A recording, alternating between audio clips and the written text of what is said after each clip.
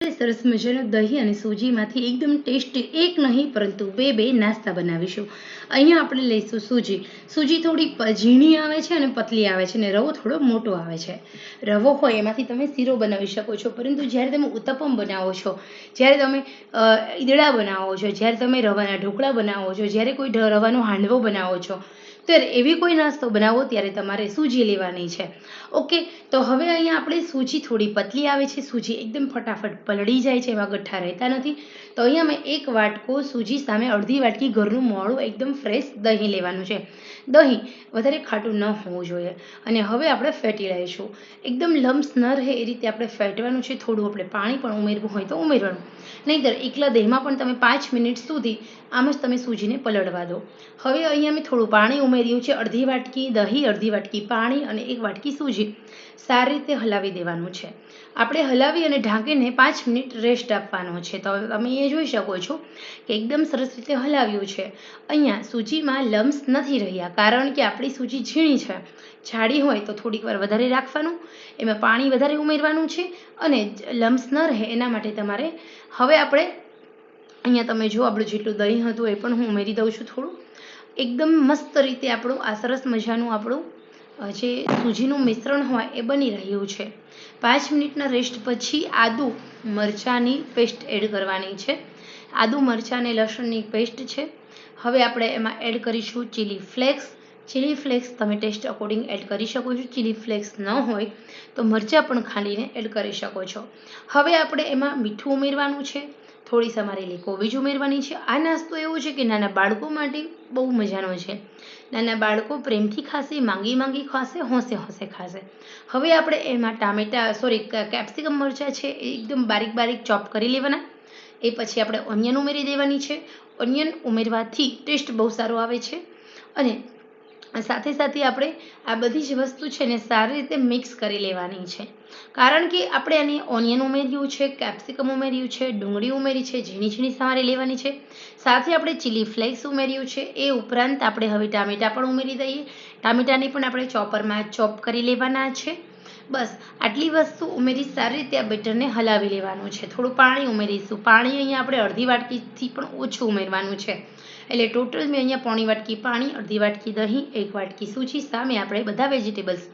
આ વેજીટેબલ્સની અંદર તમે વધતા ઓછા પ્રમાણમાં બધી વસ્તુ ઉમેરી શકો છો. તમે લીલી મેથી પણ ઉમેરી શકો છો, લીલું પાલક ઉમેરી શકો છો ઝીણી સમારીને. તો તમારા બાળકો કોઈ સબ્જી નથી ખાતા તો આ નાસ્તાની અંદર તમે બધી સબ્જી બાળકોને ખવડાવી શકો છો. થોડું પાણી ઉમેરતું જવાનું અને આ બેટરને સારી રીતે હલાવતું જવાનું છે. હવે અહીંયા આ બેટર છે એને આપણે 5 મિનિટનો રેસ્ટ આપીશું, જેના કારણે આ બધા શાકભાજી છે એ અને સાથે આપણે જેટલી પણ વસ્તુ એડ કરી છે બધી, અને સોજી અને દહીં બધું એકબીજા સાથે સેટ થઈ જાય. ટોટલ આપણે 5 મિનિટનો રેસ્ટ આપીશું. 5 મિનિટ પછી આપણે જોઈએ તો બધી જ વસ્તુ એકબીજા સાથે સારી રીતે સેટ થઈ ગઈ છે. તો હવે આપણે એમાં નમક ઉમેરવાનું છે ટેસ્ટ અકોર્ડિંગ, અને સાથે આપણે ખાવાના સોડા અથવા ઈનો ઉમેરવાનો છે.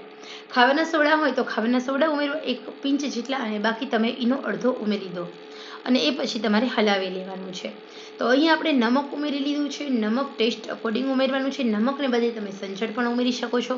હવે આપણે થોડો મેગી મેજિક મસાલો ઉમેરીશું. મેગી મેજિક મસાલાના કારણે આપણો નાસ્તો બહુ વધારે ટેસ્ટી બને છે. અહીંયા તમારે હળદર અને લાલ મરચું, ધાણા જીરું કશું ઉમેરવાનું નથી. અને હવે આપણે થોડું હલાવી લઈશું. તો ખરેખર આ નાસ્તો એકદમ ઓછા તેલમાં બને છે. જે લોકો ડાયટ કરે છે એમના માટે પણ બેસ્ટ છે. હવે આપણે એડ કરીશું 1 પિંચ જેટલા ખાવાના સોડા. ખાવાના સોડાને બદલે તમે ઈનો પણ ઉમેરી શકો છો. ઈનો ઉમેરો તો એક અડધો ઈનો ઉમેરવાનો.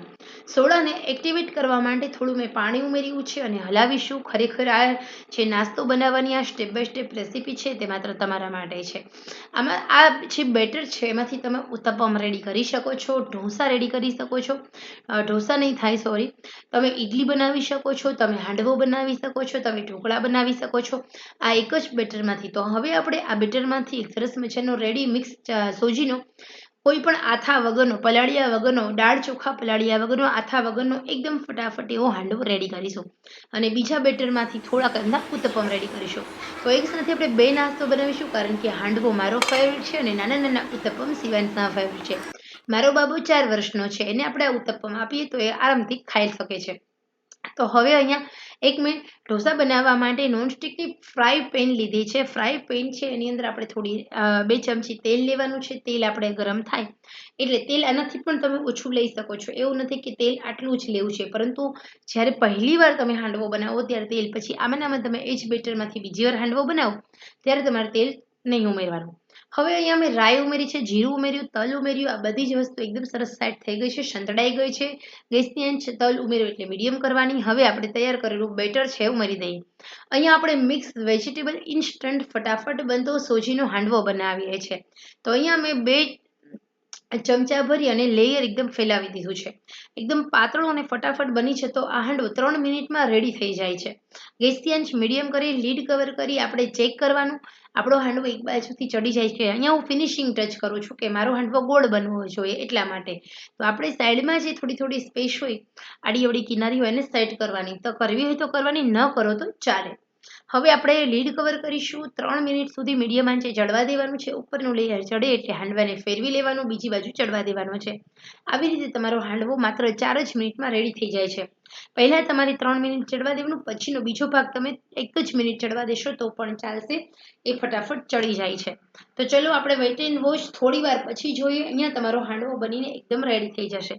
જ્યારે તમારા ઘરે કોઈ ગેસ્ટ આવવાનું હોય અથવા તો તમારા ઘરે નાના બાળકોને આ વાનગી ભાવતી હોય, બાળકોને કંઈક નવું જ ખાવાનું મન થાય, કે પછી તમારા ઘરે કોઈ અચાનક જ ગેસ્ટ આવે છે, તમારે બહાર શોપિંગ કરવા જવું છે, ત્યારે તમારે ફટાફટ કોઈ વસ્તુ બનાવવાની હોય ત્યારે તમે બેટરને આવી રીતે પલાળીને જાઓ, આવીને આવી રીતે કઢાઈમાં બનાવી લો. તમારો હાંડવો એકદમ સરસ મજાનો બની જશે. અહીંયા કોઈ પણ વસ્તુ મેં સ્કીપ નથી કરી. નેચરલ રીતે જ મેં અહીંયા હાંડવો બનાવવાનો પ્રયત્ન કર્યો છે. જેટલો પણ સમય લાગે છે એ અહીંયા રાખ્યો છે. તો 3 મિનિટ મારી થઈ ગઈ છે. હાંડવો ઉપરથી આ ટાઈપનો ચડી ગયો છે.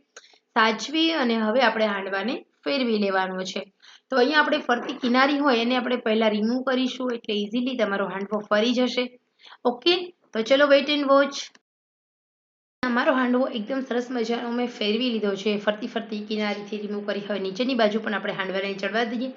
1 મિનિટ સુધી અહીંયા આપણો હાંડવો ચડે ત્યાં સુધીમાં આપણે ઉત્તપમ નાના બનાવી લઈએ. ઉત્તપમની પેન લેવાની છે. એ પેનની અંદર આવી રીતે ઘી કે તેલ કે બટર મૂકી અને મેં નાના ઉત્તપમ રેડી કર્યા છે. જેવી રીતે આપણે કઢાઈમાં હાંડવાનું બેટર હોય એ ફેલાવ્યું એ જ રીતે હવે આ ઉત્તપમને પણ આપણે સારી રીતે ફેરવી લઈશું અને બનાવીશું એકદમ ટેસ્ટી નાના ઉત્તપમ.